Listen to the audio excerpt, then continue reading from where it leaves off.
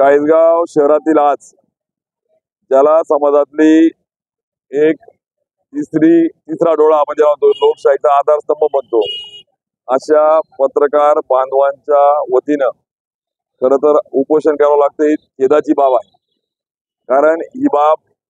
पुन्हा एका व्यक्तीची किंवा एका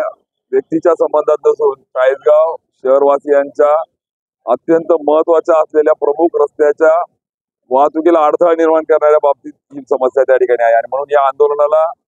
आज पाठिंबा देत असताना खरं तर विकास कामाला विरोध नाही आहे, परंतु विकास कामं करत असताना जर त्या ठिकाणी शहरातल्या हजारो नाही तर लाखो लोकांना वाहतुकीला अडथळा निर्माण होऊन जर शहराच्या त्या ठिकाणी सौंदर्यीकरणाला त्रास होत असेल, आपण एका बाजूला वाढती लोकसंख्या, शहरातले रस्ते बरोबर नाही, लोक त्रासलेले आहेत,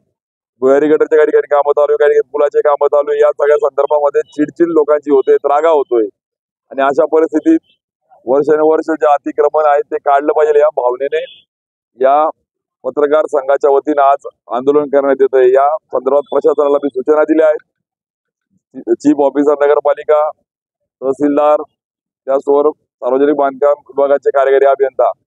तात्काळ तिघा अधिकाऱ्यांनी समन्वय करून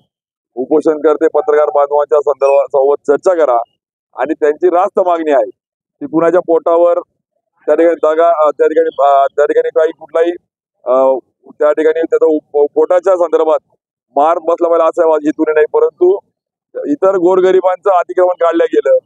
आणि कुणा एकाला राजकीय वरदहस्त असेल आणि ते अतिक्रमण काढलं जात असेल तर हे मान्य नाही.